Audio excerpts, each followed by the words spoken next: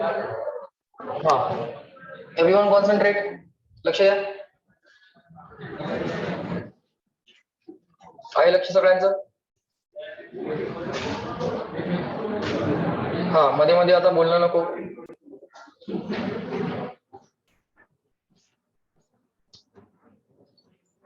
Okay, online people, tell me, are the voice and screen clear?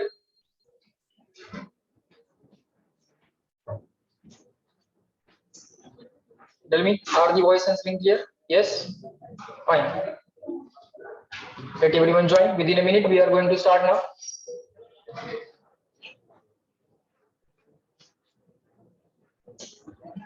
दरवाजा lock दिसतो.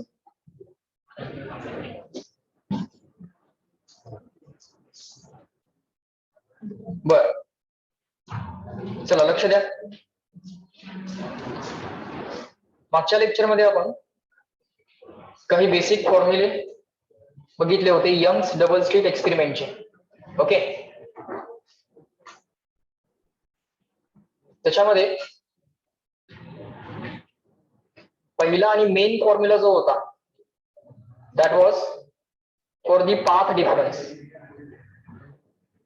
आपापसात जरा सुद्धा बोलणं नको आहे, कंप्लीट लक्ष समोर पाहिजे. The first formula was for the path difference. So let me write path difference. तुम्ही सुद्धा पटकन एक शॉर्ट लिस्ट ऑफ फॉर्म्युले तयार करून घ्या. पाथ डिफरन्सला आपण डेल्टा पी असं म्हटलं तरी चालेल. ऍट अ गिव्हन पॉइंट आलेल्या दोन वेव्हज मधला पाथ डिफरन्स हा होता एक्सडी अपॉन कॅपिटल डी. काय होता, रिपीट करा. One more time. Path difference is equal to, one more time, path difference is equal to, very good, path difference is equal to xd upon capital D. या फॉर्म्युल्यावरती complete game आहे, लक्षात घ्या. हा path difference जर even multiple of lambda by 2 असेल तर given पोझिशनला काय मिळणार, मॅक्सिमा की मिनिमा? मोठ्यानी, मॅक्सिमा की मिनिमा? मॅक्सिमा.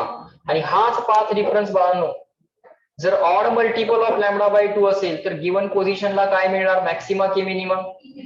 मिनिमा. परफेक्ट, बरोबर. त्यानंतर सेकंड फॉर्म्युला जो आपण बघितला होता तो आपण पाथ डिफरन्स लॅम्बडा झाला तर एक्स चा काय करायचो, पाथ डिफरन्स लॅम्बडा झाला की एक्स चा काय करायचो, capital x. Path difference lambda झाला की एक्स चा capital x. Path difference lambda झाला की एक्स चा कॅपिटल एक्स. कॅपिटल एक्स म्हणजे fringe width, distance between successive maxima किंवा डिस्टन्स बिटवीन सक्सेसिव्ह मिनिमा म्हणजे कॅपिटल एक्स. सो तिसरा फॉर्म्युला जो अरेंज होणार तो कॅपिटल एक्स साठी अरेंज होणार. ओके, दुसरा फॉर्म्युला होता वेव्हलेंथचा, तिसरा फॉर्म्युला होता फ्रिंज विड्थचा, तिसरा फॉर्म्युला आहे फ्रिंज विड्थचा. फ्रिंज विड्थचा फॉर्म्युला काय आला, lambda D by d. Lambda D by capital D की lambda D by d? Lambda D by d. काही लोक फ्रिंज विड्थला आणखीन एक लेटर वापरतात कॅपिटल एक्सच्या ऐवजी. कुठलं होतं ते? बीटा. करेक्ट, कॅपिटल एक्सला काही लोक बीटा असंही म्हणतात, बरोबर. त्यानंतर position of nth maxima,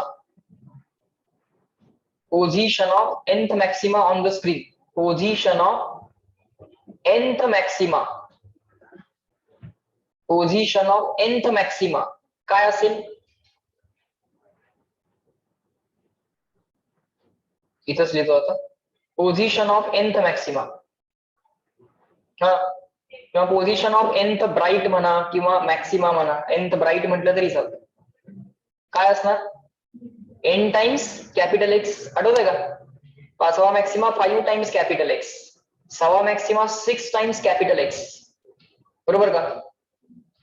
central maxima 0 times capital X, x equal to 0 ला. एक्स म्हणजे काय, स्मॉल एक्स म्हणजे काय, distance of given point on the screen from the centre of the screen. स्क्रीनच्या सेंटर पासून गिव्हन पॉइंटचं distance. Point number 5 position, POS पाहिजे. Position of nth minima किंवा nth dark band position of nth minima किंवा nth dark band काही म्हटलं तरी चालते, डार्क म्हणा किंवा मिनिमा म्हणा. हा बोला बोला. n मायनस हाफ अर्धा वजा करायचा, आठवतंय का? तिसरा ब्राईट कुठे मिळणार? 2.5x. सेव्हन्थ सॉरी ब्राईट नाही डार्क. तिसरा डार्क कुठे मिळणार? 2.5x. सेव्हन्थ डार्क कुठे मिळणार बाळ? 6.5x. मग nth डार्क कुठे मिळणार? n minus half times capital X. आणि as per the requirement capital X ला कसं रिप्लेस करशील बाळ? Lambda D by small d. Lambda म्हणजे कोण आहे? वेव्हलेंथ. स्मॉल डी म्हणजे कोण आहे? Distance between slits. दोन स्लिट्स मधलं डिस्टन्स म्हणजे कोण? Small d. आणि कॅपिटल डी म्हणजे कोण आहे? स्लिट्स आणि स्क्रीन मधलं distance. Distance between slits and screen. Slit आणि स्क्रीन मधलं डिस्टन्स कॅपिटल डी. बरोबर, इथपर्यंत आम्हाला लक्षात आलेलं आहे. याच्यावरचे क्वेश्चन्स आम्ही सोडवत होतो मागच्या वेळी. ओके, अजून काही क्वेश्चन्स बघूयात, अजून काही पर्टिक्युलर क्वेश्चन्स याच्यावरचे थोडेसे प्रॅक्टिस करूयात आणि मग पुढे जाऊयात. ओके बर, त्याआधी मला सांगा, मी तुम्हाला एक रिव्हिजनचं लेक्चर पाठवलं होतं. लास्ट वीक मध्ये आपलं रिव्हिजनचं लेक्चर झालं नव्हतं. सो मी तुम्हाला एक वन शॉट लेक्चर पाठवलं होतं लास्ट वीकला कम्पेन्सेट करण्यासाठी. बघितलं तुम्ही सगळ्यांनी ते? बघितलं नक्की? नुसतं तुम्ही म्हणताय बघितलंय? सो सर्क्युलर मोशन हा चॅप्टर मी रिवाइज केलेला आहे. त्याच्यामध्ये 12वीच्या सिलेबस मध्ये जेवढे चॅप्टर्स आहेत, major syllabus, more than 65% syllabus हा 12वीचा असतो आणि रिमेनिंग जो आहे ते 11वीच्या चॅप्टर्स मध्ये आहे सिलेबस. ओव्हरऑल जर बघितला तर जेईचा असेल किंवा नीटचा असेल किंवा सीईटीचा असेल, त्यातले पहिल्यांदा आपण 12वीचे चॅप्टर्स रिवाइज करून घेऊ. बरोबर, पहिल्यांदा आपण 12वीचे मेजर सिलेबस वाले सगळे चॅप्टर्स आपण रिवाइज करून घेऊ. त्यातले काही तर आपण रिवाइज ऑलरेडी केलेले पण आहेत. ओके, पण आता सिक्वेन्शियली आपण परत एकदा 12वीचे चॅप्टर्स रिवाइज करून घेऊ पहिल्यांदा. एकदा ते रिवाइज करून झाले की मग 11वीचे सिंपल चॅप्टर्स पण आपल्याला रिवाइज करता येतील. बरोबर आहे, कारण मध्ये पहिल्यांदा बोर्डाची परीक्षा पण येते. सो परत त्याच्यासाठी सेपरेटली उगाच प्रिपेअर करत बसा वगैरे असलं काय करायला नको. तुमचं काम जितक्या इफिशियंटली करता येईल तितकं इफिशियंटली तुम्ही केलं पाहिजे. बरोबर, 12वीचे चॅप्टर्स तुम्हाला मी सिक्वेन्शियली रिवाइज करून देतो. त्यातले मेजॉरिटी चॅप्टर्स आपण जस्ट मागच्या 1-2 महिन्यामध्ये केलेले आहेत, त्यामुळे ते आपल्याला परत सारखं करावे लागणार नाहीत हे लक्षात घ्या. कारण जस्ट आपण करतोय किंवा आता आपण वे ऑप्टिक्स करतोय, असं एक्सपेक्टेड आहे का पुढच्या महिन्यात परत वे ऑप्टिक्स रिवाइज करणं? नाही, ऑब्व्हियसली नाही. हा, जे अगदीच 10 महिन्यापूर्वी शिकवलेले होते, 12 महिन्यापूर्वी शिकवलेले होते ते चॅप्टर्स आपण डेफिनेटली व्यवस्थित रिवाइज करून घेऊ. ओके, ज्या वीक मध्ये रिवाइज करणं पॉसिबल होणार नाही, समजा लेक्चर अवेलेबल होणार नाही किंवा सुट्टी असेल, असं काहीतरी जर झालं तर मी काय करत जाईन, एक वन शॉट व्हिडिओ रेकॉर्ड करत जाईन आणि तुम्हाला देत जाईन. बरोबर, म्हणजे तुमचा टाइम पण वाचेल. जसं मागच्या वेळी केला होता. बरं, मग सर्क्युलर मोशनचे जे काय वन शॉट रिव्हिजनचा व्हिडिओ तुम्हाला दिला होता तो तुम्ही बघणं एक्सपेक्टेड आहे. नोट्स परत काही लिहायचं कारण नाहीये, त्या सगळ्या नोट्स तुमच्या ऑलरेडी नोटबुक मध्ये आहेत. ऑलरेडी त्या सगळ्याच्या सगळ्या, त्यातला एकही पॉईंट तुमच्या नोटमधनं मिसिंग नाहीये. ओके, सगळे पॉईंट तुमच्या त्या नोट्स मध्ये ऑलरेडी आहेत. सो तुमचं काम असेल तो व्हिडिओ बघणं, नोट परत एकदा वाचणं, मॉड्यूल मधले सगळे सॉल्व्ड एक्झाम्पल्स परत बघणं आणि परत एकदा मॉड्यूल सोडवणं. बरोबर, हा, एवढं सगळं करून सुद्धा वेळ जर शिल्लक राहत असेल तर go for additional questions. Otherwise stick to this, जसं सांगितलंय तसं. बरोबर, कळलंय सगळ्यांना? ऑनलाईन ऑफलाईन एव्हरीवन रिप्लाय मी मोठ्याने सांगा, येस नो. समजलंय सगळ्यांना कशा पद्धतीने जावं लागेल? हा, आणि साइड बाय साइड हा चॅप्टर तर चालूच आहे. बरं, आता या चॅप्टरचं ऍज काय काम दिलंय का? नाही.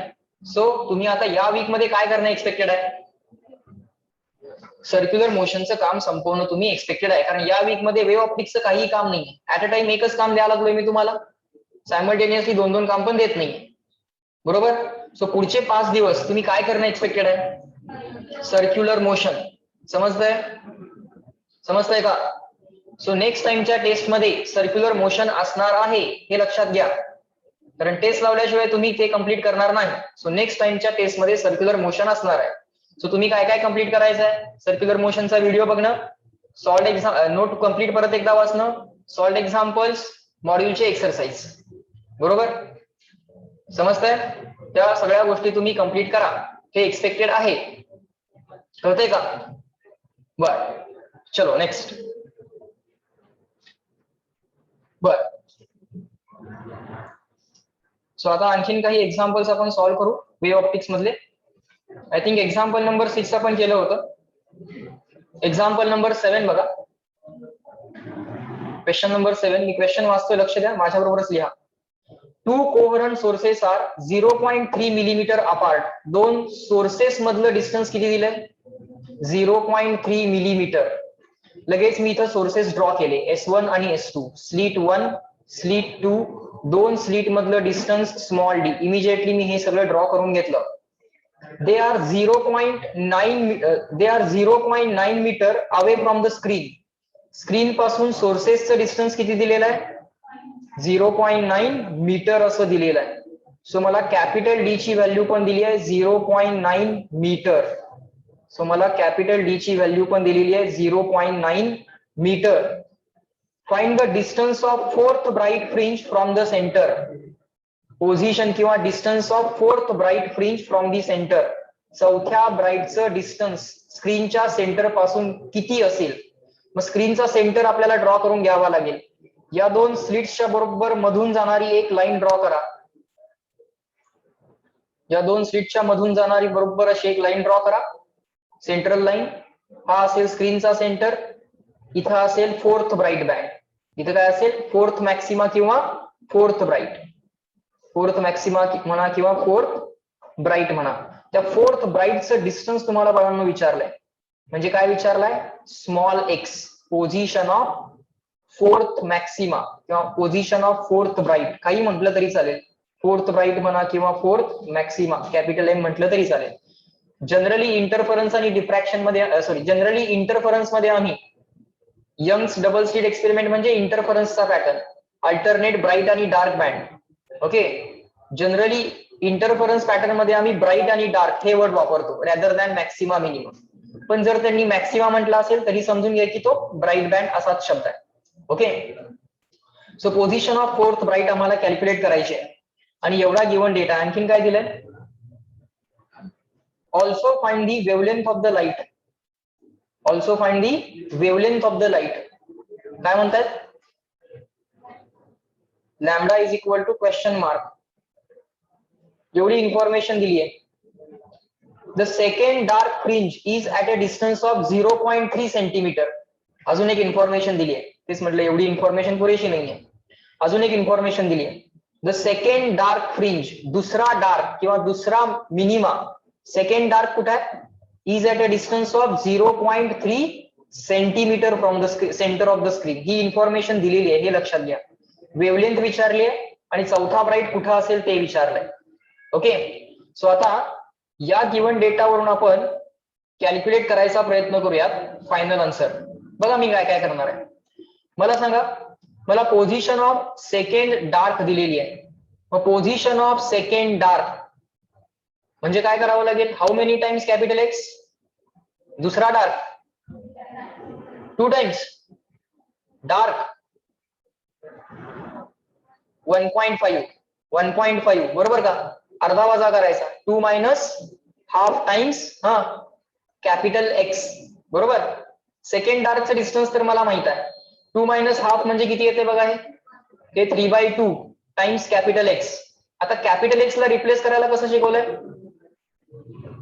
कॅपिटल एक्सचा formula lambda D by d. Lambda D by d म्हणजे lambda capital D by small d. Lambda D by capital D की लॅम्बडा डी बाय डी?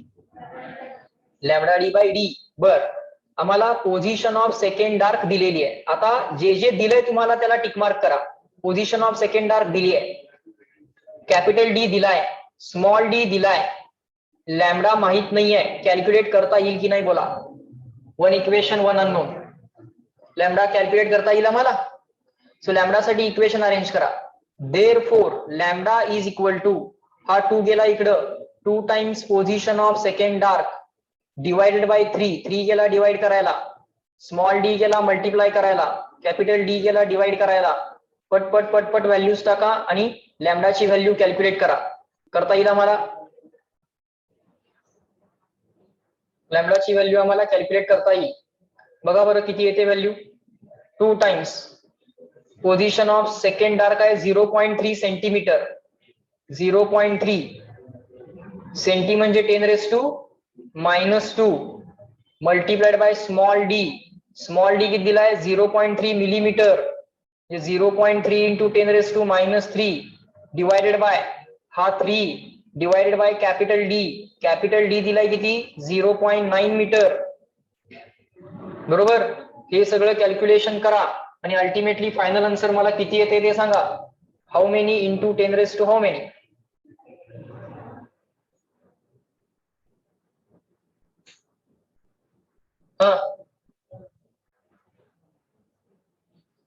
करा पटपट कॅल्क्युलेशन आणि सांगा.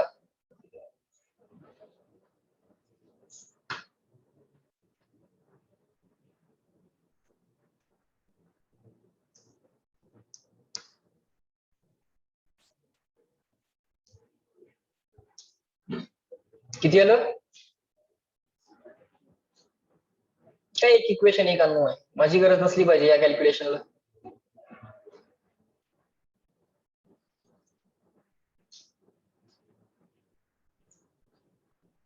चेक करा. ऑनलाईन ऑफलाईन सगळ्यांनी सांगा. हे 0.3 0.09 अपॉन 9 झालं 10 2/3 0.66 असं काहीतरी येईल इंटू 10⁻³ -3 -2 -5 -4 0.66 इंटू 10⁻⁻⁴ हा 0.66 इंटू 10⁻⁻⁴ असं आले नाही काय आले. हा असं झालंय बघा त्यांचं पण.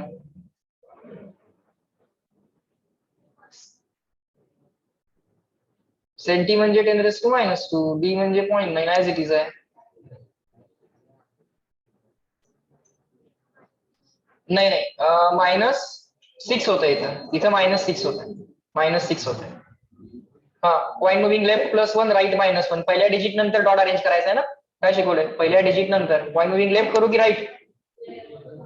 राईट करावं लागेल. Point moving left +1 right -1 so right ला मूव्ह करा. 6 6 6 6 सो ऑन असंच आहे 2/3 होतं into 10⁻⁻⁷ metre. That's the wavelength. Okay in this way you can calculate the wavelength. Calculation मध्ये परत दाखवण्यासारखं काय चेक कर.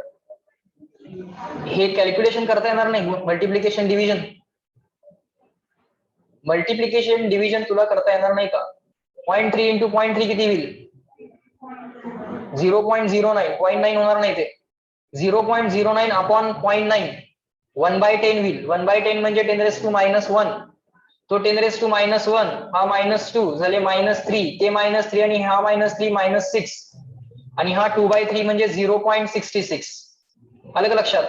0.3 0.09 अपॉन 0.9 म्हणजे 1/10 ते 1/10 म्हणजे 10⁻⁻1 -1 -2 -3 -3 -6 आणि हा 2/3 म्हणजे 0.66 किंवा 0.6666 and so on. Okay calculation मला करायला लावू नका. स्वतः कॅल्क्युलेशन करा. ओके नसेल मॅच झालं तर नंतर कॅल्क्युलेशन स्वतः करून बघा.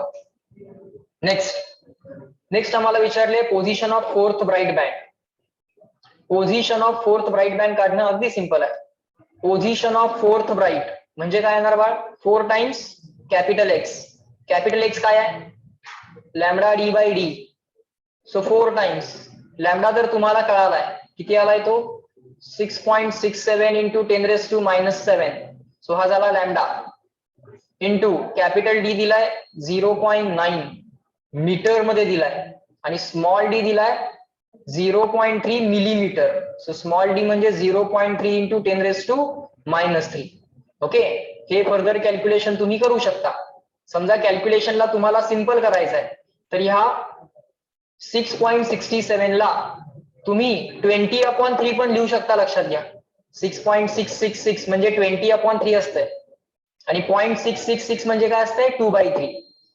0.666 म्हणजे काय असतंय 2/3 आणि 6.666 अँड सो ऑन म्हणजे काय असतंय 20/3. ऍज पर द नीड तुम्ही याला रिप्लेस करू शकता.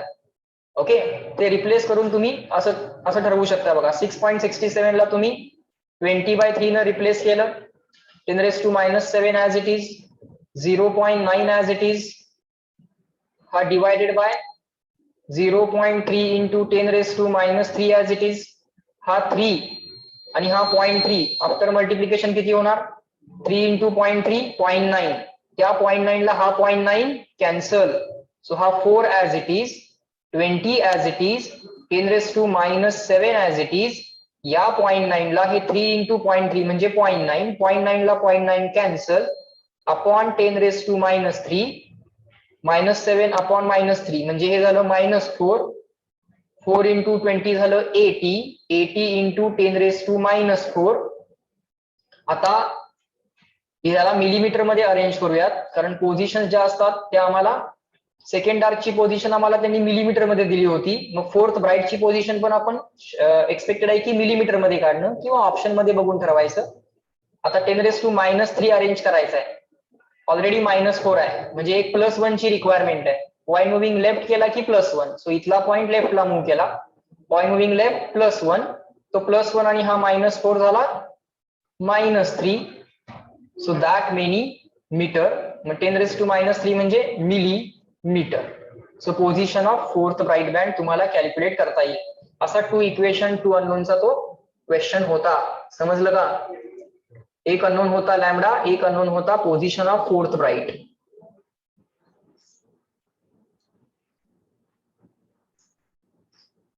हिंट काय लक्षात ठेवणार? 6.66 ला कसं रिप्लेस करतात सर? 2/3 ना. हा, 0.66 ला 2/3 ना. आणि 6.66 ला कसं रिप्लेस करतात? करेक्ट, 20/3 न. ही तुमची हिंट कॅल्क्युलेशन सिंपल करण्यासाठी. समजलं? जायचं पुढं? येते लक्षात? सो हा चॅप्टर तुम्ही थोडी कॉन्सेप्ट आणि थोडं फॉर्म्युला बेस याचं लॉजिक याचा तुम्ही दोन्हीचा यूज करून सॉल्व्ह करणार आहात. ओके, बर. आता सिमिलरली असे फर्दर क्वेश्चन्स आहेत. हे फर्दर क्वेश्चन्स तुम्ही स्वतः पण टॅकल करू शकता. Position of nth bright, position of second dark, position of fourth bright, अशा गोष्टी तुम्हाला विचारलेल्या असतात किंवा त्यांच्यामधले डिस्टन्सेस विचारलेले असतात. अशा टाइपचे क्वेश्चन्स तुम्ही टॅकल करू शकता. किंवा आणखीन एक सोडवून दाखवतो मी तुम्हाला क्वेश्चन. चला क्वेश्चन नंबर 8 करून दाखवतो, तोही बघा. बघा क्वेश्चन नंबर 8 काय? In Young's double slit experiment, लिहा माझ्या बरोबर, YDSE म्हणजे कोण? Young's double slit experiment, interference pattern वाला experiment. The wavelength of the light used is, lambda किती दिला बघा? 546 नॅनोमीटर. नॅनो म्हणजे किती बाळ? 10⁻⁹. Correct, nano means 10⁻⁹ metre as it is. The distance of the screen from the slit is 1 metre. Slit आणि screen मधलं distance दिलंय म्हणजे स्मॉल डी दिलंय की कॅपिटल डी? Capital D. किती दिलाय? 1 मीटर. चला कॅल्क्युलेशन सिंपल झालं. 1 न मल्टिप्लाय डिवाइड वगैरे काय करावं लागणार नाही. पण हा 546 मात्र प्रॉब्लेम करणार, कारण यानं मल्टिप्लाय आणि डिवाइड करणं अवघड असतं. सो एक्झाम मध्ये 546 कधीच येत नाही. एक्झाम मध्ये 500 नॅनोमीटर ऑलवेज येतं. एक्झाम मध्ये काय असतं? 500 नॅनोमीटर. आता हे टिपिकल क्वेश्चन आहे. ह्या क्वेश्चन मध्ये काय केलेलं असतं? रियालिटी मधल्या व्हॅल्यूज घेतलेल्या असतात. आपल्या मॉड्यूल मध्ये जे सॉल्व्ड एक्झाम्पल्स आहेत ते रिअल लाईफ एक्झाम्पल वरती बेस्ड आहेत. So this is the real life ज्याच्या बरोबर त्यांनी एक्सपेरिमेंट केलेला असतो. त्यांच्याकडे त्यावेळी कॅल्क्युलेटर असतो, लक्षात घ्या. पण एक्झाम मध्ये 546 येत नाही. एक्झाम मध्ये काय येतं? 500 नॅनोमीटर येतं. So just don't worry. So याचं इथं कॅल्क्युलेशन जेवढं जिथपर्यंत सॉल्व्ह होते ना तिथपर्यंत कॅल्क्युलेट करायचं. आता हे कुठंतरी 1/546 जर झालं तर त्याची काळजी करू नका, त्याला आपण ऍज इट इज ठेवायचं. त्याला आपण ऍज इट इज ठेवायचं, कारण इथं होणार आहे 1/λ वगैरे होऊ शकतं. कारण लॅम्बडा d/d होतंय, कधी d/λ होतंय, या सगळ्या गोष्टी होणार आहेत. हे सगळं इथं तुम्हाला दिसायला चालू होतंय. बघा, the slit separation is, slits मधलं डिस्टन्स दिलंय स्मॉल डी 0.3 मिलीमीटर. ठीक आहे, मिलीमीटरला काही अडचण नाही, 0.3 ला पण काही अडचण नाही. मिलीला दिलं 10⁻³ मीटर. काय विचारलंय बघा? Compare the intensity at point P, compare the intensity at point P compare intensity at point P. लिहित चला माझ्या बरोबर. compare the intensity at point P distant म्हणजे डायरेक्टली तो किती डिस्टन्सला आहे ते सांगितलंय. Distant point P at a distance म्हणजेच compare the intensity at point P distant 10 millimeter from the center of the screen. 10 mm from central fringe म्हणजे central maxima. Central fringe where the intensity is I naught. सेंटरला intensity किती सांगितली आहे? I naught. Where the intensity is I naught. Compare the intensity at point P which is at a distance of 10 millimeter from the central fringe where the intensity is I naught. म्हणजे सेंटरला intensity I naught आहे तर त्याच्याशी compared point बी ला intensity किती असा प्रश्न आहे. सेंटरला इंटेन्सिटी I naught आहे. सेंटरला हा झाला तुमचा सेंट्रल मॅक्सिमा CM. इथं इंटेन्सिटी आहे I naught. इथं आहे तुमचा पॉइंट P. इथं इंटेन्सिटी किती असेल असं विचारलंय आणि तो पॉइंट किती डिस्टन्सला आहे तेही आम्हाला सांगितलंय. ही स्लिट S1, ही स्लिट S2. तो पॉइंट सेंटर पासून किती अंतरावरती आहे? स्मॉल x किती आहे? 10 मिलीमीटर. तो स्मॉल x दिलाय आपल्याला. किती दिलाय? 10 मिलीमीटर. फार इंटरेस्टिंग क्वेश्चन आहे. तुम्हाला याचे लॉजिक समजून घ्यायचे. कॅल्क्युलेशन करता आलं असतं पण इथं हा लॅम्डा दिसतोय. अशा टाईपच्या क्वेश्चन्स मध्ये लॅम्डा हा जनरली जो एक्सपेक्टेड आहे तो अशा टाईपचा नंबर एक्सपेक्टेड नाहीये. तो 500 चालेल, 5000 अँगस्ट्रॉम युनिट चालेल, 6000 अँगस्ट्रॉम युनिट चालेल. हे लक्षात घ्या. या टाईपच्या कॅल्क्युलेशन मध्ये ऑलवेज लक्षात घ्या की लॅम्डा हा तुम्हाला अशा पद्धतीचा नंबर पाहिजे की ज्याचा रेसिप्रोकल इझिली मिळेल. हे लक्षात घ्या इंटरफरन्सच्या सगळ्या प्रॉब्लेम्स मध्ये. अदरवाईज हे समजून घ्या की तुम्हाला तो लॅम्डा एकतर कॅन्सल तर करता आला पाहिजे. जर कॅन्सल होत नसेल तर हे समजून घ्या की इथं हा कॅल्क्युलेशन थोडासा कॅल्क्युलेटिव्ह पार्ट होणार आहे, थोडा लेंदी होणार आहे. Immediately you can skip that question. आता मी तुम्हाला दाखवतो या टाईपचं लॉजिक काय आहे. लक्षात येईल. बघितल्या हे का समजतंय. आता आपल्याला काय करायचं? पॉइंट पी ला इंटेन्सिटी किती असेल हे कॅल्क्युलेट करायचंय. मला गिव्हन पॉइंटला इंटेन्सिटी काढायची. तर मी गिव्हन पॉइंटला इंटेन्सिटी काढण्यासाठी काय करणार आहे चेक करा. मला सेंट्रल मॅक्सिमाला इंटेन्सिटी दिलेली आहे. सेंट्रल मॅक्सिमाला इंटेन्सिटी किती? इंटेन्सिटी ऍट ब्राईट बँड ती मला दिलेली आहे आणि ऍट गिव्हन पॉइंट इंटेन्सिटी मला विचारली आहे. अगदी इझिली काढता येतं. चेक करा. मला रिझल्टंट अँप्लिट्यूड लिहिता येतोय. लिहा माझ्या बरोबर. Resultant amplitude at given point resultant अँप्लिट्यूडचा स्क्वेअर असतो A1 square plus A2 square plus 2A1 A2 cos phi. Resultant अँप्लिट्यूडचा स्क्वेअर काय असतो? A1 square plus A2 square plus 2A1 A2 cos phi, where phi is the phase difference between the waves at given point. Given पॉइंटला waves मधला phase difference जो आहे तो आहे phi. Okay. पण resultant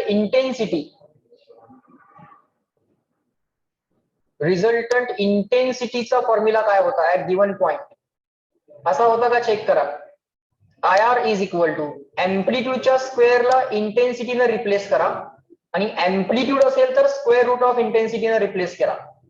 so I1 plus I2 plus 2 root I1 I2 cos phi. cos phi ला cos phi as it is. अँप्लिट्यूडच्या स्क्वेअरला इंटेन्सिटीने रिप्लेस केलं आणि अँप्लिट्यूड असेल तर स्क्वेअर रूट ऑफ इंटेन्सिटीने रिप्लेस केलं. ओके. समजतंय? आता at central maxima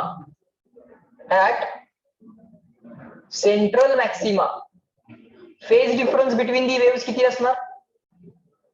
top most आणि बॉटम मोस्ट वेव्ह यांच्यामधला फेज डिफरन्स किती असणार?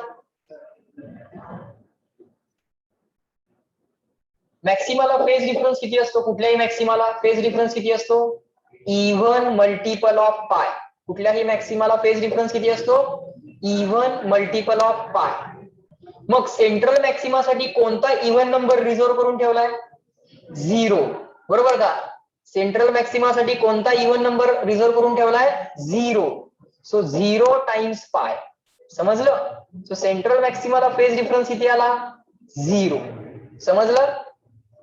पुढं let intensity due to the first wave is equal to intensity due to the second wave is equal to I.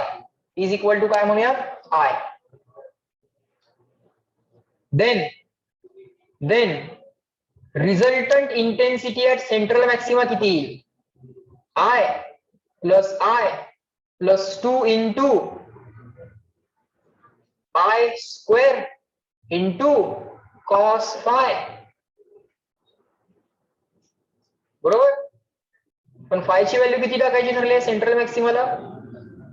0 टाकायची ठरवली आहे. बरं ठीक आहे, पहिल्यांदा कॅल्क्युलेट तर करूया. किती येणार? 2i plus 2i into cos phi. So 2i in the bracket 1 plus cos phi. phi ला सगळ्यात शेवटी रिप्लेस करू आपण, काय अडचण नाही. काही एक्स्ट्रा पॉइंट्स लिहून ठेवा. 1 प्लस कॉस थिटा आणि 1 मायनस कॉस थिटाचे फॉर्म्युले मी इथं तुम्हाला लिहून देतो. 1 प्लस कॉस थिटा असतंय 2 कॉस स्क्वेअर थिटा बाय 2 आणि 1 मायनस कॉस थिटा असतंय 2 साइन स्क्वेअर थिटा बाय 2. लक्षात ठेवा. ओके. समजा पहिल्या वेव्हनं दिलेली इंटेन्सिटी I1, दुसऱ्या वेव्हनं दिलेली intensity I1 at given point, I2 at given point. पण त्यांनी I1 आणि I2 विषयी आम्हाला काहीच नाही सांगितलं. मग आम्ही पहिल्या वेव्हची आणि दुसऱ्या वेव्हची इंटेन्सिटी सेम घ्यायची असते, हेही लक्षात घ्या. मग आता इथं 1 प्लस कॉस फाय हा 2i as it is. 1 plus cos theta किती असते sir? 2 cos square theta by 2. 1 plus cos theta असते 2 कॉस स्क्वेअर थिटा बाय 2. मग 1 प्लस कॉस फाय काय असणार? 2 cos square phi by 2. 2 cos square phi by 2 असणार sir. 2 cos square phi by 2 असणार.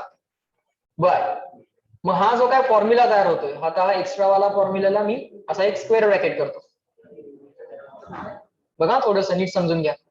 Resultant intensity IR, त्याचा formula काय व्हायला लागलाय? हा 2 into 2 हा काय झाला? 4. हा I ऍज इट इज, हा cos square phi by 2 as it is. Cos square of phi by 2 as it is. So resultant intensity at any given point, त्याचा फॉर्म्युला तयार झाला 4i cos square phi by 2. फक्त given condition काय पाहिजे? पहिली wave आणि दुसरी wave या दोघांमुळे इंटेन्सिटी सेमच घेतली आपण. पहिल्या वेव्ह मुळे इंटेन्सिटी ऍट गिवन पॉइंट, दुसऱ्या वेव्ह मुळे इंटेन्सिटी ऍट गिवन पॉइंट ही आपण I घेतली. इन दॅट केस बाळांनो हा फॉर्म्युला तुम्ही यूज करू शकता. IR is equal to 4i cos square phi by 2. Otherwise हा फॉर्म्युला, अदरवाइज हा जनरल फॉर्म्युला, हा तर ऑलवेजच आहे.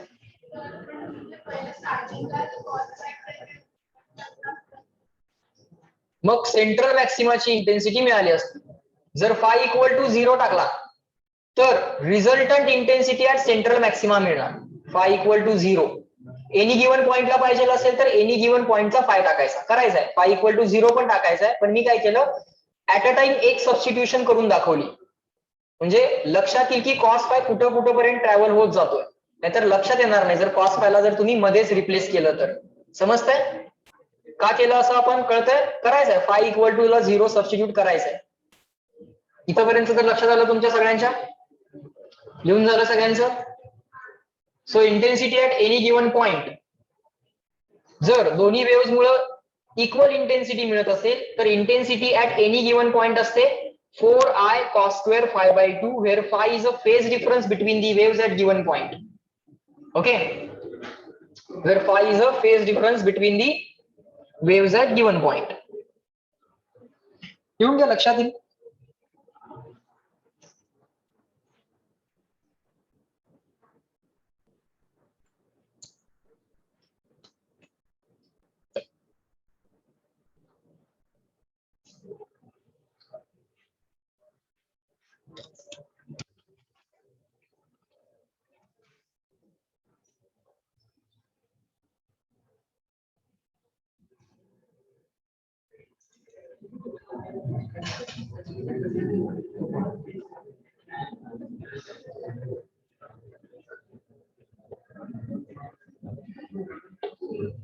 झालं.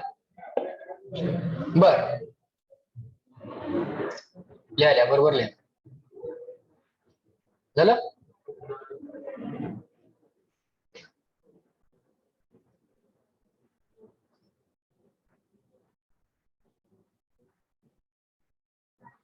हा चला बघा लिहा इथं. So intensity at given point on screen if I1 equal to I2 equal to I, पहिल्या वेव्हमुळे आणि दुसऱ्या वेव्हमुळे सेम इंटेन्सिटी मिळत असेल तर resultant intensity at any given पॉइंटचा formula IR is equal to 4I cos square phi by 2. आता phi नाही आहे, phi बाय 2 आहे. Where phi is phase difference, where phi is phase difference at that point, phase difference between the waves at that point on the screen. Screen वरच्या पॉइंटला असणारा phase difference. बर लिहा.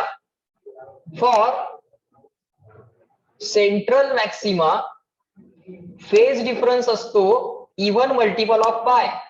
मग तो सेंट्रल मल्टिपलचा इवन नंबर जो आहे तो आहे 0 टाइम्स पाय म्हणजे 0.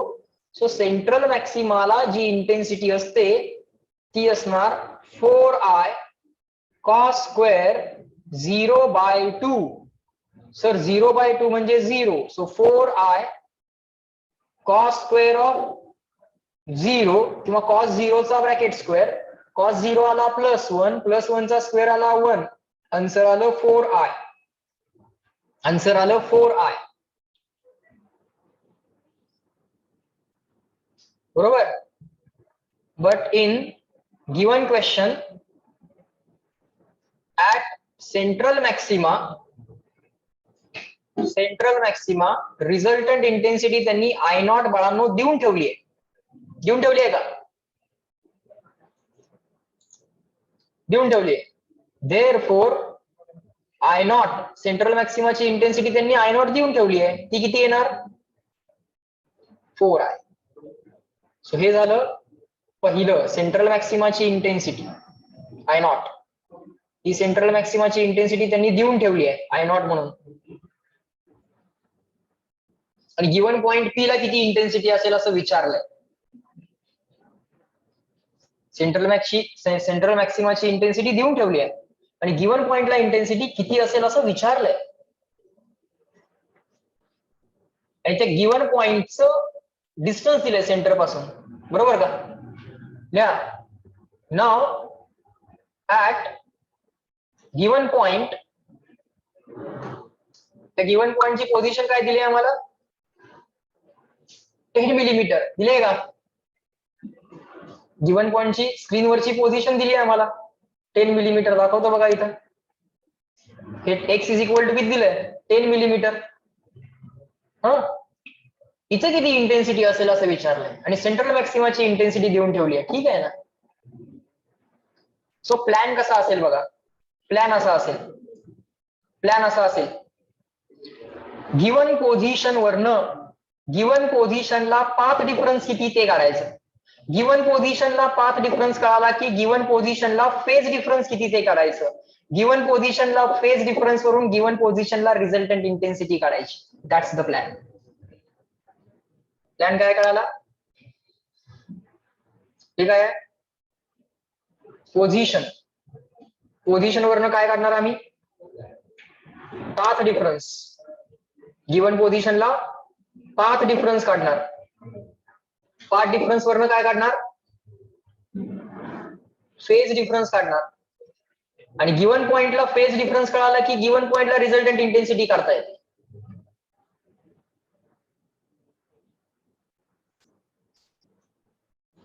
मल्टिपल लेअर असणारा क्वेश्चन आहे. डायरेक्ट सोल्युशन नाही आहे. डायरेक्ट फॉर्म्युला लिहिता येत तुम्हाला. You have to do this 1 2 3 4 compulsory आहे. ही कंपल्सरी. पोझिशन दिली आहे, गिवन पोझिशनला पार्ट डिफरन्सचा फॉर्म्युला शिकवलाय की नाही? Path difference is equal to बोला फॉर्म्युला काय? हा मोठ्याने X D upon capital D. मग एक्स दिलाय तर पार्ट डिफरन्स काढता येईल की नाही? येईल. पार्ट डिफरन्स वरनं फेज डिफरन्स काढता येते की नाही? येतोय. आणि फेज डिफरन्स वरनं रिझल्टंट इंटेन्सिटी काढता येते की नाही? येते. म्हणून पहिल्यांदा हे शिकवलं. आता मध्येच आपण हे डेरिव्हेशन का केलं? कारण हा प्लॅन असणार आहे. या प्लॅन मध्ये तुम्ही इथे येऊन थांबला असतात. या प्लॅन मध्ये इथे येऊन थांबलो असतो आपण. मग इथे येऊन न थांबण्यासाठी आम्ही काय केलं? पहिल्यांदा resultant intensity at given point, ज्या पॉइंटला फेज डिफरन्स फाय आहे तिथला फॉर्म्युला पहिल्यांदा तयार केला. आपल्याला रिझल्टंट इंटेन्सिटीचा कोणता फॉर्म्युला माहित होता? एवढाच. बरोबर का? एवढाच माहित होता. पण आता आपण काय केलं? आता आपण सेंट्रल मॅक्सिमाची इंटेन्सिटी त्यांनी आम्हाला दिली होती. मग सेंट्रल मॅक्सिमाला करस्पॉन्डिंग फेज डिफरन्स तर आम्हाला माहित आहे. आणि या intensity I1 equal to I1 आणि I2 आम्ही इक्वल घेतल्या, कारण त्यांनी काय सांगितलंच नव्हतं I1 I2 विषयी. मग सांगितलं नसेल तर त्या इक्वल घ्यायच्या असतात, हेही लक्षात घ्या. आणि सेंट्रल मॅक्सिमाला जी रिझल्टंट इंटेन्सिटी होती ती त्यांनी I0 घ्या म्हणून सांगितलं होतं. आमच्या हिशोबानं सेंट्रल मॅक्सिमाला इंटेन्सिटी आली होती 4 टाइम्स I. ओके, आमच्या हिशोबानं सेंट्रल मॅक्सिमाला इंटेन्सिटी आली होती 4 टाइम्स I. पण त्यांनी घ्यायला सांगितली होती सेंट्रल मॅक्सिमाची इंटेन्सिटी I0. आणि आता त्यांनी आम्हाला विचारलंय की at any given point x which is at a distance of 10 millimetre what should be the intensity. So ते कॅल्क्युलेट करण्यासाठी गिवन पोझिशन एक्स ला किती पार्ट डिफरन्स आहे ते काढणार, त्या पार्ट डिफरन्स वरनं फेज डिफरन्स काढणार, तो फेज डिफरन्स या फॉर्म्युल्यामध्ये टाकणार आणि रिझल्टंट इंटेन्सिटी काढणार. आणि त्यातल्या 4I ला रिप्लेस करणार intensity of central maxima I0 न. कळालं का? This is going to be my plan. समजला प्लॅन? एक्झिक्यूट करूयात चला. सो प्लॅनला एक्झिक्यूट करूयात आता. हा, at given point path difference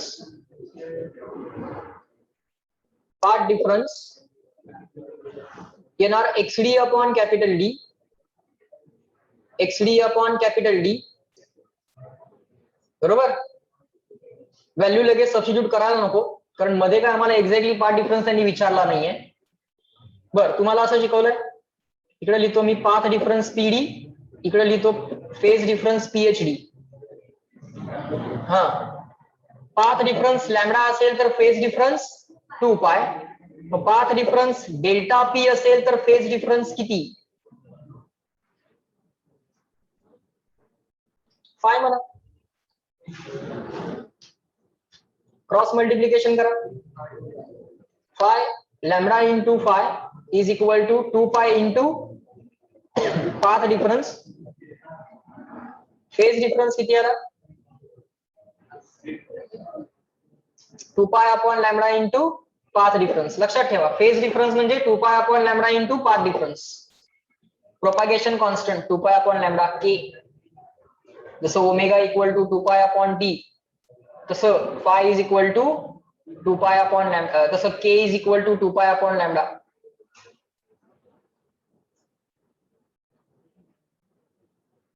जसं omega equal to 2 pi upon T, तसं K is equal to 2 pi upon lambda. आठवतंय का? A sine omega T minus KX मधला K.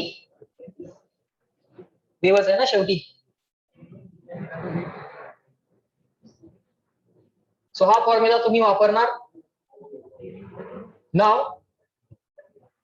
फेज डिफरन्स किती येणार चेक करा. ज्या ठिकाणी पाथ डिफरन्स डेल्टा P आहे त्या ठिकाणी फेज डिफरन्स किती येणार? 2 pi upon lambda into path difference. Phase difference किती असतो? 2 pi upon lambda into path difference. काय आमचा path difference? XD upon capital D. So given पॉइंटला आम्हाला फेज डिफरन्स मिळेल. गिवन पॉइंटला आम्हाला फेज डिफरन्स ते किती मिळेल?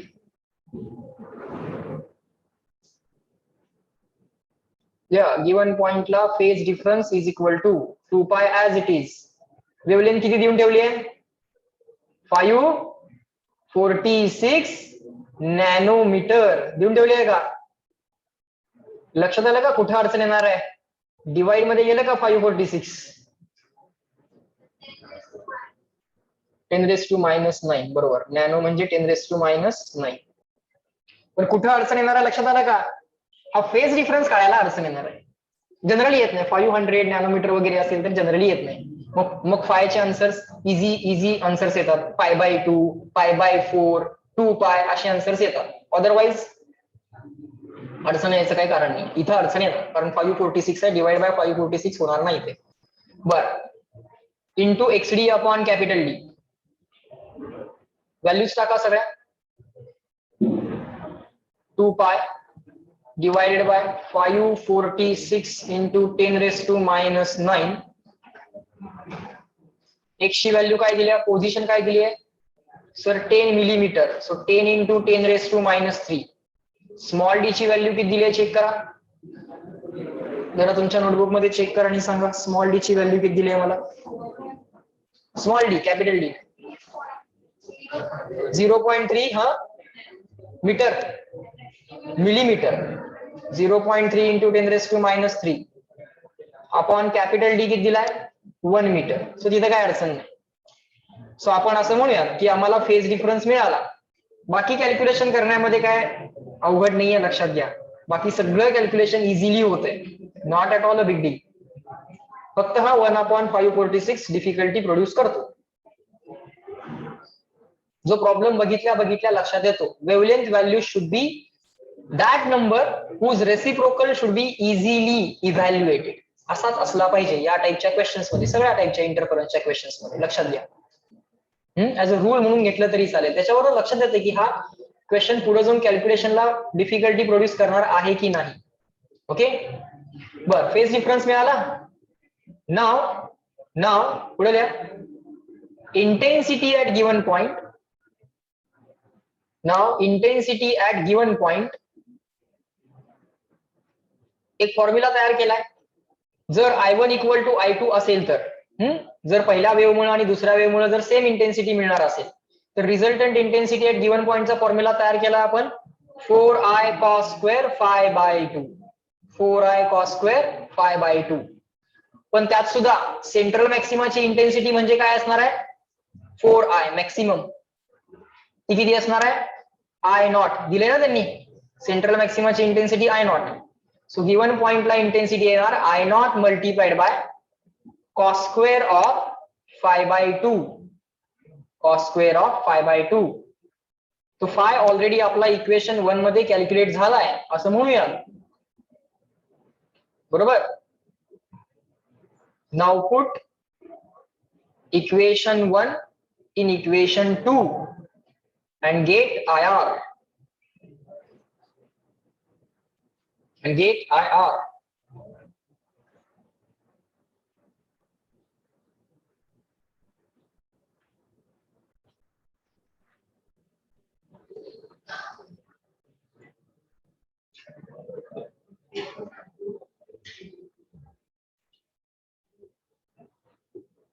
नोट पण लिहून ठेवा. Phi can be calculated if lambda is given such that, अशा पद्धतीने द्या, कुठलाही नंबर चालेल पण तो अशा पद्धतीने द्या such that its reciprocal is easy to calculate.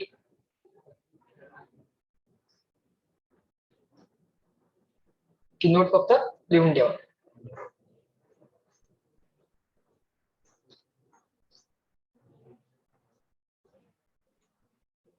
झालं का चेक करा.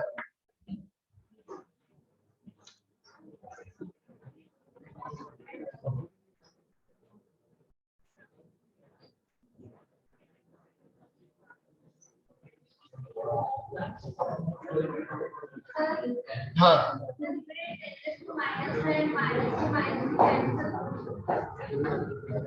-3 -3 -6 -9 कॅन्सल झालं की खाली शिल्लक राहील -3. खाली एक -3 शिल्लक राहणार. तो वरती गेला की किती होणार +3. मग समजा हा जर 500 असता तर वरचे 10⁻³ म्हणजे 1000 आणि 1000 अपॉन 500 2 इझी कॅल्क्युलेशन झालं असतं. नेक्स्ट स्टेपला 5 कॅल्क्युलेट झाला असता. म्हणून तर म्हणतोय मी की इथल्या केसमध्ये जसं लॅम्डा डिनॉमिनेटर मध्ये जातोय त्या केसमध्ये reciprocal of lambda easily evaluate व्हायला पाहिजे, अदरवाईज तो कशाबरोबर तर कॅन्सल तर व्हायला पाहिजे. आता होत नाहीये, पण तो 500 वगैरे पाहिजे होता. असता तर इझिली मी तुम्हाला इथं इव्हॅल्युएशन करून पण दाखवलं असतं. एक्झाम मध्ये तुम्हाला 500 वगैरे दिला जातो, त्यामुळे काळजी करायची गरज नाही. किंवा 6000 अँगस्ट्रॉम युनिट किंवा 600 नॅनोमीटर, 400 नॅनोमीटर, 550 नॅनोमीटर अशा टाइप मध्ये असतो. So which can be evaluated. चलो नेक्स्ट. झालं ना, लिहिली.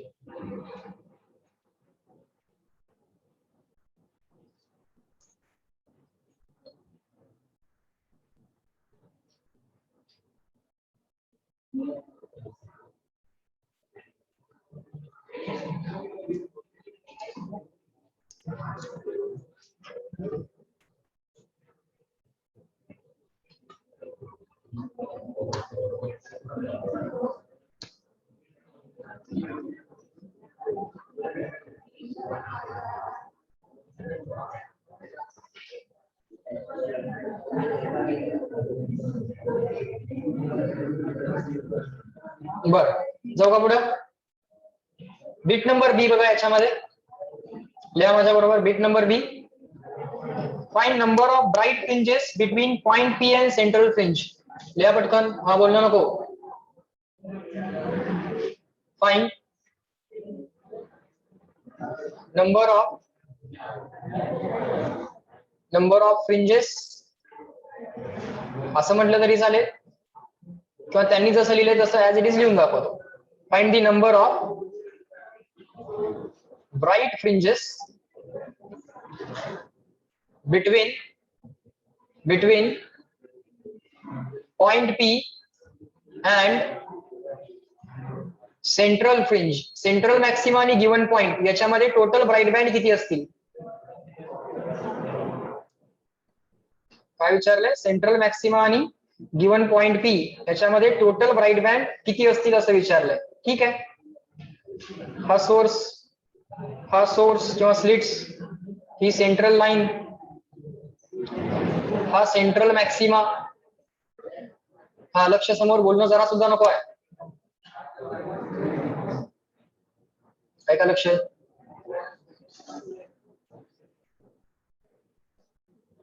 हा given point P. Given point P चं डिस्टन्स तुम्हाला माहित आहे एक्स, स्मॉल एक्स. काही बुक्स त्याला स्मॉल वाय असंही लिहितात. हे डिस्टन्स दिले तुम्हाला 10 मिलीमीटर. हा गिवन पॉइंट पी आणि सेंट्रल मॅक्सिमा याच्यामध्ये टोटल नंबर ऑफ मॅक्सिमा किती असतील, total number of bright band किती असतील, याच्यामध्ये total number of bright band किती असतील असं विचारलंय. कसं करायचं असतं ते मी तुम्हाला सांगतो, कसं कॅल्क्युलेट करायचं असतं ते मी तुम्हाला सांगतो. सोल्युशन याचं असं असतंय, पहिल्यांदा काय करायचं, टोटल डिस्टन्स एक्स जर तुम्हाला माहित असेल तर याच्यामध्ये टोटल नंबर ऑफ फ्रिंजेस किती बसतील बघायचं. मग एका फ्रिंजची विड्थ, एक फ्रिंज विड्थ, एक फ्रिंज म्हणजे एक ब्राइट प्लस एक डार्क, एक ब्राइट प्लस एक डार्क, या दोघांचं मिळून काय बनतो, एक फ्रिंज बनतो. बरोबर. जसं एक वॅक्सिंग आणि एक वॅनिंग मिळून एक बीट बनतो, एक वॅक्सिंग आणि एक वॅनिंग मिळून काय बनतो, एक बीट. दोन वॅक्सिंग मधलं टाइम म्हणजे बीट पिरियड किंवा दोन वॅनिंग मधलं टाइम म्हणजे बीट पिरियड. तसं दोन मॅक्सिमा मधलं डिस्टन्स, दोन ब्राइट बँड मधलं डिस्टन्स म्हणजे फ्रिंज विड्थ किंवा दोन डार्क बँड मधलं डिस्टन्स म्हणजे काय, फ्रिंज विड्थ. सो टोटल किती फ्रिंजेस आहेत बघायचं, टोटल किती फ्रिंजेस आहेत चेक करायचं. त्यासाठी काय करायचं, लिहा इथं, total number of fringes, total number of fringes is equal to total distance upon fringe width, एका फ्रिंजची विड्थ. टोटल डिस्टन्स अपॉन एका फ्रिंजची विड्थ म्हणजे किती फ्रिंजेस आहेत ते कळेल तुम्हाला. सो टोटल डिस्टन्स किती दिलंय आम्हाला, 10 millimetre. So 10 into 10 raised to -3, 10 into 10 raised to -3. Fringe विड्थचा formula lambda D by d. Fringe विड्थचा फॉर्म्युला काय, lambda D by d. So 10 into 10 raised to -3 divide by lambda किती दिलाय, 546 नॅनोमीटर. नॅनो म्हणजे 10 raised to -9. Capital D दिलाय 1 metre. हा small D वरती दिला तरी चालेल. स्मॉल डी दिला होता 0.3 मिलीमीटर. स्मॉल डी दिला होता 0.3 मिलीमीटर. बरोबर. मिलीमीटर म्हणजे 10⁻³ सो हे रिअरेंज होऊन काय होणार 10 into 10⁻³ वरती ऍज इट इज. हा 0.3 into 10⁻³ तो सुद्धा वरती गेला आणि हा डिवाइड मध्ये 546 राहिला.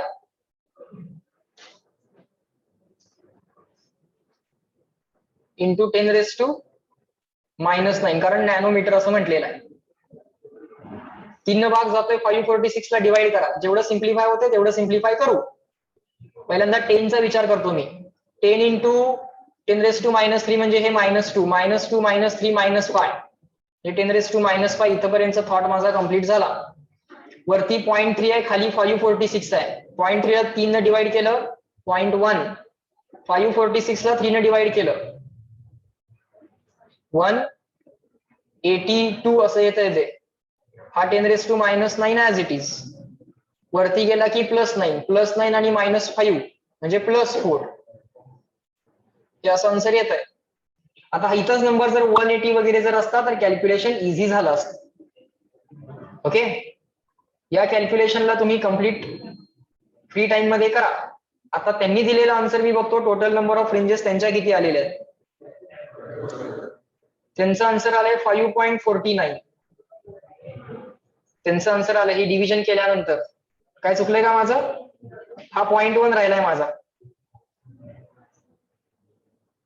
हा 0.1 राहिलाय तेवढा फक्त चेक करा. म्हणजे हे 10⁻³ होणार. बरोबर आहे. 1000/182 अप्रॉक्सिमेटली 5 च्या पुढे येणार आन्सर. समजतंय का. So we are on the right track. आपण करेक्ट करतो. एक्सपेक्टेड असं असतं की इथं नंबर व्यवस्थित यावा म्हणजे 200 वगैरे यावा असं एक्सपेक्टेड असेल. हे 546 मुळे हा प्रॉब्लेम होतो. बरं. So total number of ranges किती मिळाल्या 5.49. मग एक्झॅक्टली ब्राईट बँड किती असतील. हा सेंट्रल ब्राईट झाला. सेंट्रल ब्राईट पासून पहिला ब्राईट मिळाला एक कॅपिटल X, मग दुसरा ब्राईट, मग तिसरा ब्राईट, मग चौथा ब्राईट, मग 5वा ब्राईट, असे 5 कंप्लीट ब्राईट मिळतील. पुढचा ब्राईट बँड कंप्लीट मिळेल का. पुढचा ब्राईट बँड कंप्लीट मिळेल का. 6वा ब्राईट बँड मिळणार आहे का नाही. मग सेंट्रल मॅक्सिमा आणि गिव्हन पॉइंट याच्यामध्ये टोटल फ्रिंजेस किती आहेत 5.49. अरे म्हणजे ब्राईट बँड किती असतील 1 2 3 4 5. 6वा ब्राईट बँड असेल का नाही. सो फायनल आन्सर काय लिहिणार correct. Total bright between centre and point P is equal to answer 5.49 आलं टोटल नंबर ऑफ फ्रिंजेसचं. म्हणजे 5 कंप्लीट फ्रिंजेस आहेत. पुढची फ्रिंज काय कंप्लीट नाहीये असं आहे. समजतंय का. किती आल्या फ्रिंजेस किती आल्या 5.49. मग बँड किती असतील ब्राईट बँड मॅक्सिमा किती मिळाले 5 कंप्लीट मॅक्सिमा मिळतील. 6वा काय या पॉइंट P च्या आत मिळणार नाही, बाहेर मिळेल, पुढे मिळेल. समजतंय का. अशा पद्धतीने तुम्ही ते इव्हॅल्युएट करणं एक्सपेक्टेड आहे. लॉजिक समजून घ्या. क्वेश्चन्स अगदीच इझी असतील.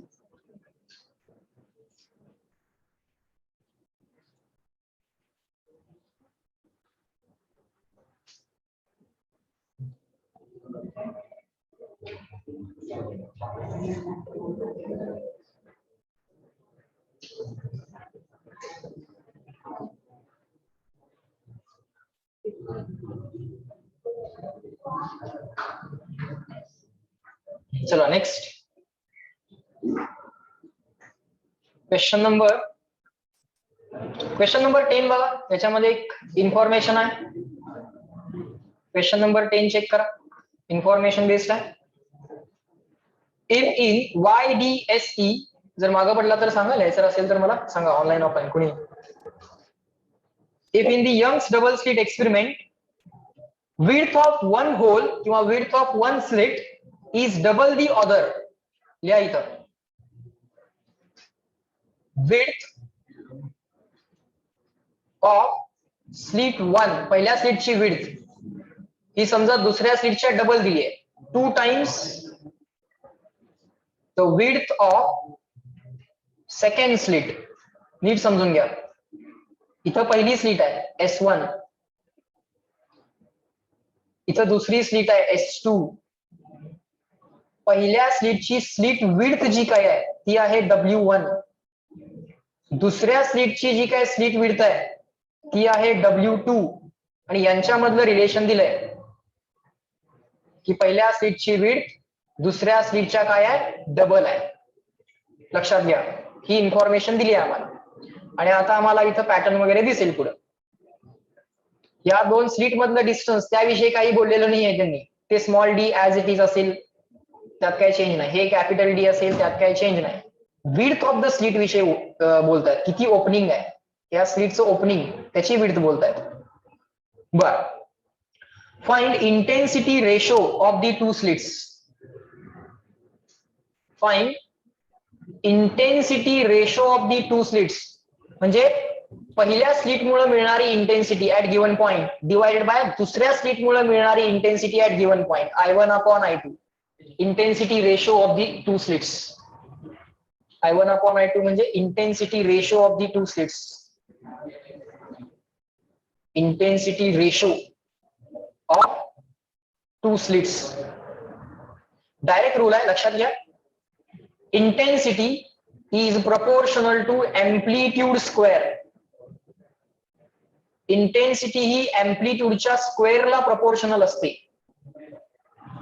इंटेन्सिटी विड्थला डायरेक्टली प्रपोर्शनल असते, हे लक्षात घ्या.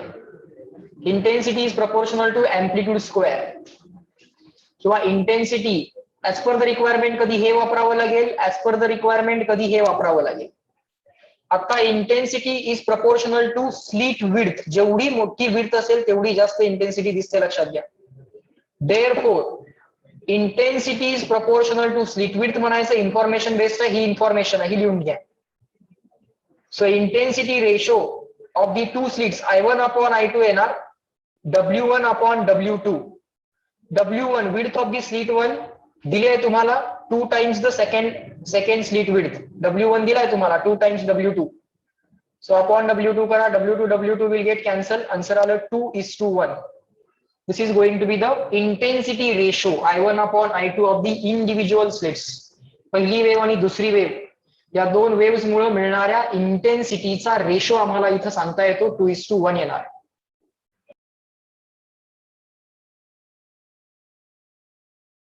Online people, please tell me, can you see the screen again? Please reply.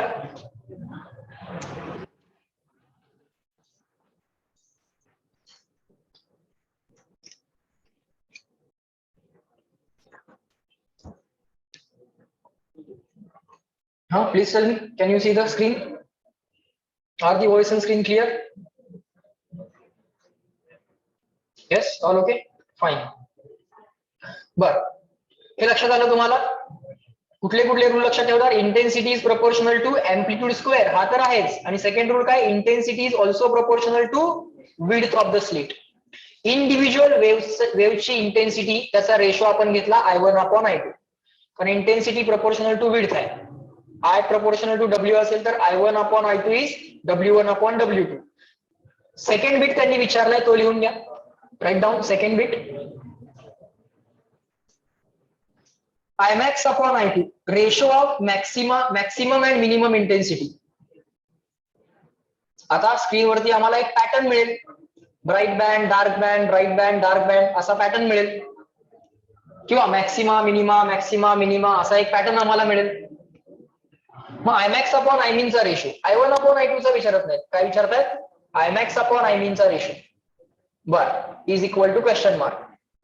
आता काय म्हणतो बघा, we know, समजून घ्या, we know intensity is proportional to amplitude square. Therefore मी असं म्हणू शकतो का, Imax will be proportional to Amax square and I mean is proportional to A mean square. बरोबर?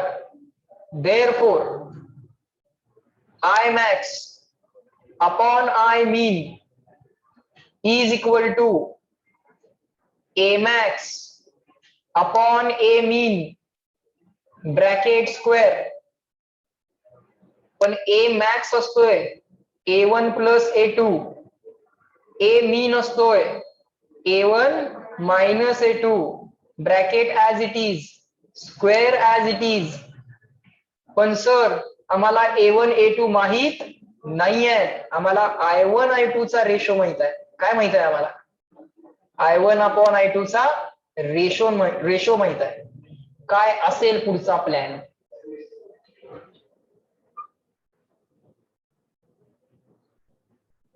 A1 ला रिप्लेस कसं करणार? रूट I1 ना. करेक्ट, बरोबर सांगताय. A2 ला कसं रिप्लेस करणार? Route I2. कारण अँप्लिट्यूडच्या स्क्वेअरला कशानं रिप्लेस करता येत आहे? इंटेन्सिटीनं. मग अँप्लिट्यूडला कसं रिप्लेस करता येईल? स्क्वेअर रूट ऑफ इंटेन्सिटीनं. करेक्ट सांगताय. Root I1 plus root I2 divided by root I1 minus root I2 bracket square. पण अजून पण तुम्हाला I1 आणि I2 माहित नाहीये. मग तुम्हाला फक्त I1 अपॉन I2 माहित आहे. काय केलं पाहिजे? केलं होतं एकदा, आठवते का बघा? डिवाइड, वरती खाली रूट I2 न डिवाइड करा, संपेला क्वेश्चन. पुढचा तुम्ही सॉल्व्ह करू शकता. वरती खाली न्यूमरेटर आणि डिनॉमिनेटरला रूट I2 न डिवाइड करा. So root I1 by root I2 plus 1 divided by root I1 by root I2 minus 1. Bracket square विसरायचा नाही. ब्रॅकेट स्क्वेअर विसरायचा नाही.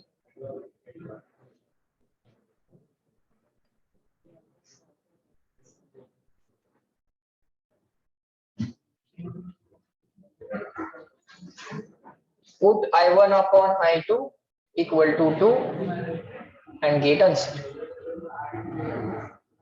आता हा I1 upon I2 जो आहे त्याला 2 टाका. Root 2 plus 1 upon root 2 minus 1 bracket square. Options बघून पुढचं कॅल्क्युलेशन तुम्ही करायचं असतं.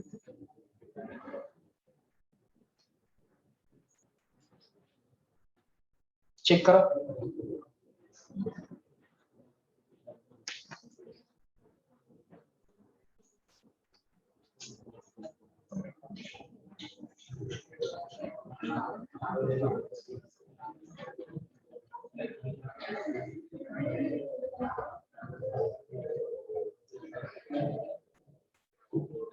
आले सगळ्यांना लक्षात? मागं कळलंय? इकडे कळलंय सगळ्यांना? कशा टाईपचे क्वेश्चन्स आहेत लक्षात येतात? कुठल्या टाईपचे कॅल्क्युलेशन करावे लागतील समजतंय? बर,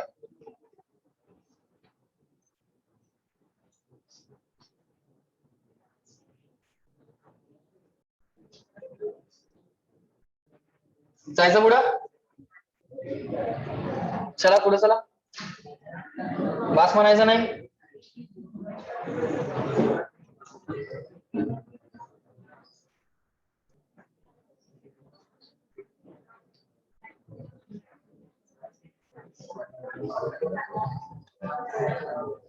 चला क्वेश्चन नंबर 12 पण बघा.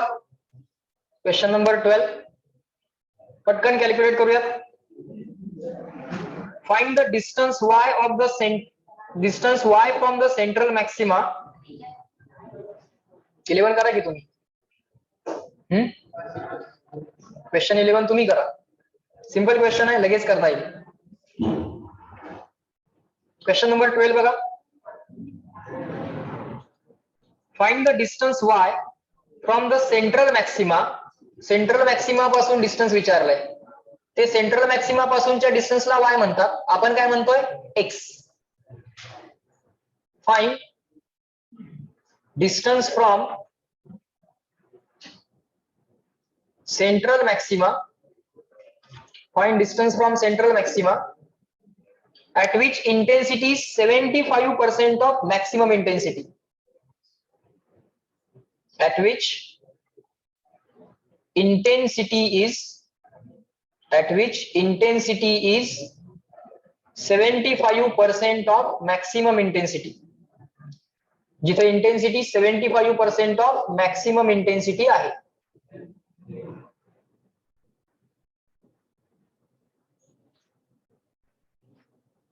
असं डिस्टन्स y कॅल्क्युलेट करा किंवा x कॅल्क्युलेट करा ज्या ठिकाणी इंटेन्सिटी किती असेल? मॅक्सिमम इंटेन्सिटीच्या आयमॅक्सच्या 75% असेल. सो हे डिस्टन्स एक्स तुम्हाला कॅल्क्युलेट करायचं आहे. इथली इंटेन्सिटी आहे 75/100 ऑफ मॅक्सिमम इंटेन्सिटी, आणि कुठल्याही ब्राईट बँडला मॅक्सिमम इंटेन्सिटी असेल. हा मे बी एक्झॅक्टली ब्राईट पण नाहीये, एक्झॅक्टली डार्क पण नाहीये, मग एनी जनरल इंटेन्सिटी तिथं असेल. हा स्क्रीनचा तुमचा सेंटर S1 आणि S2 स्लिट्स, हा सेंटर. हे डिस्टन्स एक्स विचारलंय तुम्हाला पॉइंट पी चं, आणि त्या पॉइंट पी ला इंटेन्सिटी किती आहे 75/100 of maximum intensity. Resultant intensity IR असं म्हणूया आपण. बरोबर. सो आता चेक करा याचं लॉजिक काय असेल. अशा टाईपचा क्वेश्चन कसा सॉल्व्ह करावा लागेल. लिहा. at given point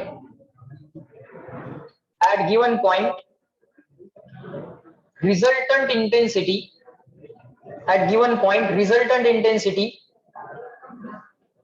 I1 plus I2 plus 2 root I1 I2 cos phi अशी आम्हाला लिहिता येईल. आता क्वेश्चन मध्ये I1 आणि I2 इंडिव्हिज्युअल वेव्हच्या इंटेन्सिटीज आम्हाला दिलेल्या नाही आहेत. I1 पहिल्या वेव्हमुळे इंटेन्सिटी किती नाही दिलं, दुसऱ्या वेव्हमुळे किती इंटेन्सिटी नाही दिलं की दोन्ही वेव्हच्या इंटेन्सिटीज काय करायच्या इक्वल घ्यायच्या. So take I1 equal to I2 equal to I, आणि हे आपण केलं होतं मगाशी, आणि आन्सर काय आलं होतं resultant इंटेन्सिटीचं 4I cos square phi/2 असं आन्सर आलं होतं. 4I cos स्क्वेअर phi/2 असं आन्सर आलं होतं. या cos स्क्वेअरचा जो काय कोइफिशियंट आहे म्हणजेच काय आहे मॅक्सिमम इंटेन्सिटी आहे, लक्षात घ्या. cos स्क्वेअरचा कोइफिशियंट म्हणजेच काय आहे मॅक्सिमम इंटेन्सिटी. केलं होतं मगाशी. तिकडे मागं चौघांचं लक्ष नाही आहे तुमच्या, आहे का तुझं लक्ष? समोर बघ ना, फळ्याकडे बघ.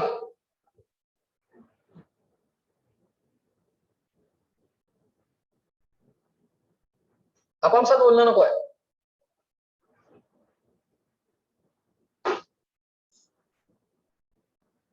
हा लक्ष द्या.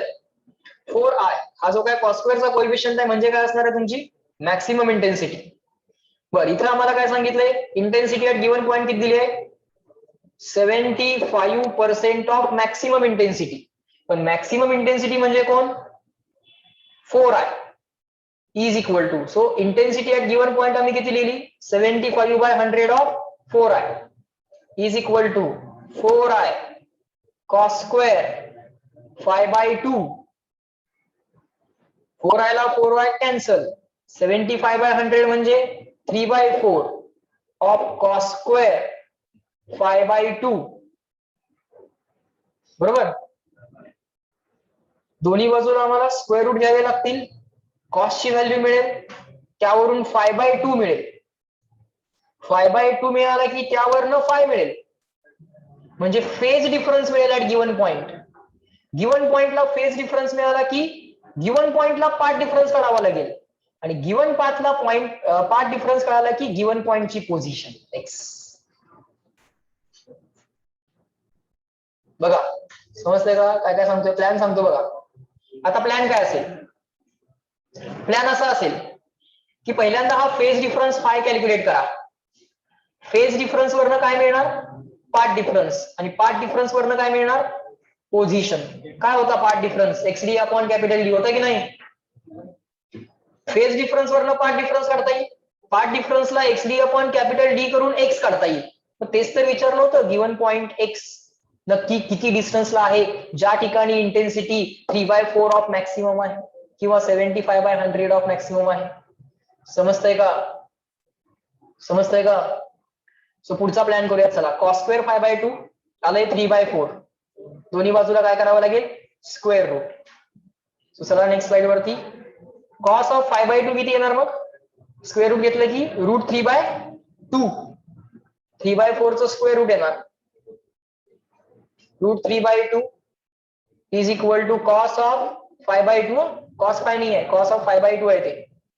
कोणत्या अँगलचा कॉस √3/2 असतो?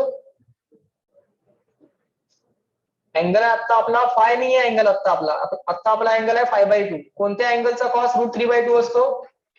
30. इथं डायरेक्टली 30 लिहून चालणार का? नाही, इथं काय लिहावं लागेल? π/6. फाय किती आला चेक कर.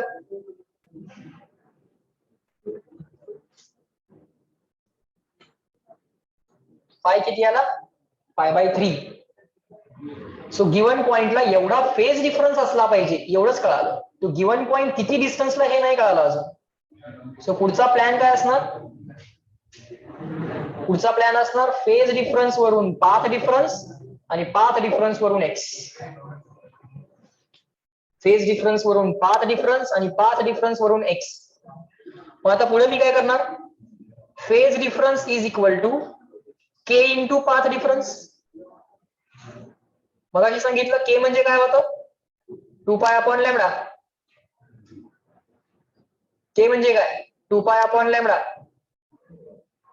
Into path difference.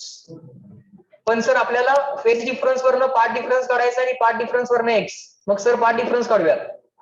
So therefore path difference lambda गेला पलीकडं अपॉन 2π इंटू हा phase difference lambda as it is, 2π as it is. Phi किती आहे बघा? π/3. आन्सर आलं λ/6. आन्सर आलं λ/6.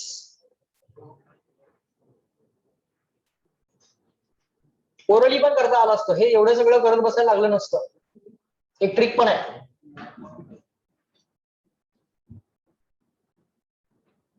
लॅम्बडा म्हणजे करस्पॉन्डिंग फेज डिफरन्स किती असतो? 2π. λ/2 म्हणजे किती असतो? पाय. फेज डिफरन्स मधल्या पायला जर पटकन λ/2 न रिप्लेस केलं तर पाथ डिफरन्स मिळतो. फेज डिफरन्स मधल्या पायला जर λ/2 न रिप्लेस केलं तर पटकन पाथ डिफरन्स मिळतो. हेच रिलेशन आहे ना, पाथ डिफरन्स PD आणि फेज डिफरन्स PhD यांच्यामध्ये काय रिलेशन? हेच रिलेशन आहे ना, हे रिप्लेसेबल आहे. पाथ डिफरन्स मधल्या लॅम्बडाला 2π ने रिप्लेस केलं, फेज डिफरन्स मिळतो. फेज डिफरन्स मधल्या 2π ला लॅम्बडा ने रिप्लेस केलं, पाथ डिफरन्स मिळतो. फेज डिफरन्स मधल्या पायला λ/2 न रिप्लेस केलं, पटकन पाथ डिफरन्स मिळतो. फेज डिफरन्स मधल्या पायला कशाने रिप्लेस करावं लागेल? λ/2 न, पटकन पाथ डिफरन्स मिळतो. चेक करा, असंही करता येतं. समजतंय का? म्हणजे दरवेळी तुम्हाला हे आता करत बसावं लागणार. Phase difference equal to k into path difference असं करत बसावं लागणार नाही. फेज डिफरन्स मधल्या पायला कशाने रिप्लेस करणार? λ/2. Lambda corresponds to 2π, λ/2 corresponds to pi. बरोबर का? सो या रिप्लेसमेंट आम्हाला करता येतात.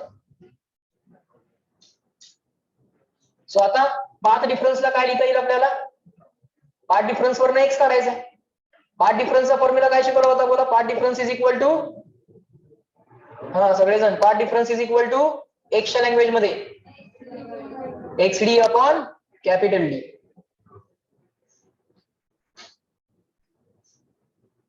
सो लिहा path difference is equal to XD upon capital D. तो आला λ/6. मग एक्स किती आला? λD upon 6 times small d. Wavelength किती दिली आहे बघा क्वेश्चन मध्ये? दिलेली नाहीये. मग आन्सर ऍज इट इज ठेवणार तुम्ही. पुढची काही इन्फॉर्मेशन दिलेली नाहीये. You have to keep the answer as it is. आणि लॅम्बडा नाही दिला, कॅपिटल D नाही दिला, स्मॉल d नाही दिला, त्यांचा आन्सर आपला आन्सर चेक करा, आलाय का सेम? आलाय.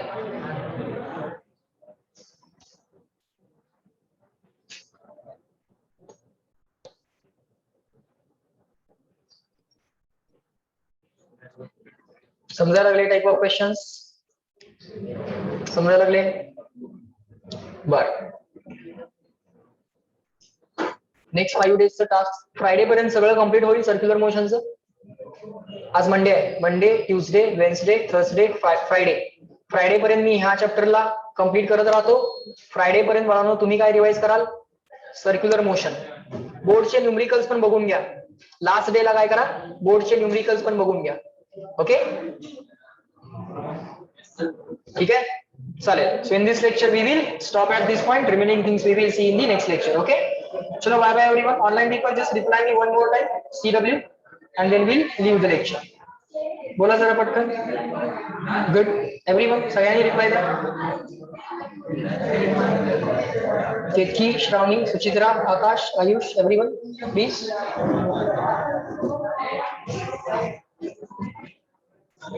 Good, everyone reply and then you can leave. Okay, Akash, Suchitra, Shravani, just reply CW. Mobile को लीव केलं तरी चालेल. ओके, चलो bye. Let me in the lecture.